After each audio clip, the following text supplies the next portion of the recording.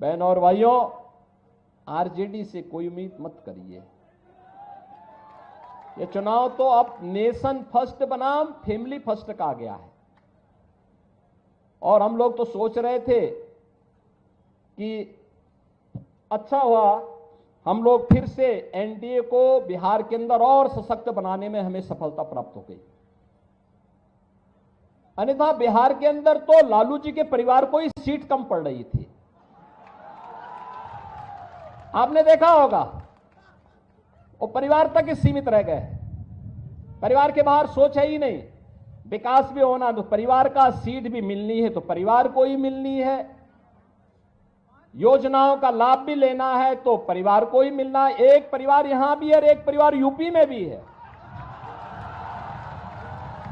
UP की जनता तो पहले ही उनको जवाब दे चुकी है और बिहार के लोगों को भी उस जवाब देने के लिए तैयार होना है। और इसी के लिए मैं आया हूं आपसे कहने के लिए कि बहनों और भाइयों, यूपी और बिहार का संबंध तो चोली दामन का संबंध है, कभी अलग न होने वाला संबंध है।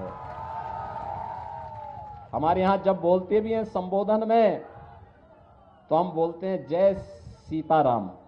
पहले माता सीता का नाम लेते हैं, तब राम का नाम लेते हैं। यही हमारा संबोधन है। तो ये संबंध तो दोनों राज्यों के संबंधों को जोड़ करके मोदी जी के एक भारत श्रेष्ठ भारत के अभियान को आगे बढ़ाता है। और एक भारत श्रेष्ठ भारत के लिए मोदी जी का तीसरी बार प्रधानमंत्री बनना आवश्यक है। और मोदी जी का तीसरी बार प्रधानमंत्री बनाने के लिए औरंगाबाद से श्री सुशील कुमार सिंह जी को फिर से सांसद बनना आवश्यक है। हम दोनों लोग 1998 से लेकर के लगातार देश की संसद में साथ साथ सांसद रहे।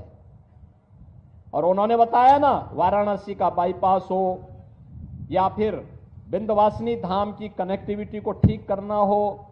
उन्होंने ये भी कहा था कि विंध्यवासिनी धाम में हमारे यहां के लोग आते हैं, वहां पे काफी संकरी गलियां हैं। हमने कहा चिंता मत करिए, अगली बार जब आएंगे तो मां विंध्यवासिनी का धाम एक नए रूप में होगा।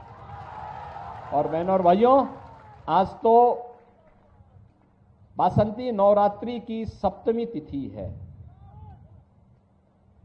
महाकाली की पूजा होती है। और आज विंध्यवासिनी धाम में लाखों श्रद्धालु दर्शन करने के लिए भी पहुंचे हुए हैं। कोई समस्या नहीं है, क्योंकि हमने गलियारा इतना चौड़ा बना दिया है कि कहीं कोई 1 लाख नहीं, 2 लाख नहीं, 10 लाख लोग भी एक साथ आ जाएंगे, कोई किसी को समस्या नहीं होने वाली है। पहले काशी में 10 लोग एक साथ दर्शन नहीं कर सकते थे। आज काशी में 5 लाख, 6 लाख श्रद्धालु अगर एक साथ भी भगवान विश्वनाथ का दर्शन करने के लिए आता है, कोई समस्या नहीं, सभी लोग दर्शन करके जाते हैं। ये सब हो पाया है, मोदी जी का नेतृत्व है, तब संभव हो पाया है। बहनों और भाइयों, भारत की शासकता को कहां सम्मान मिलने वाला था। ये कांग्रेस के लोग क्या कहते थे? कहते थे, ये कांग्रेस आरजेडी के लोग क्या कहते थे?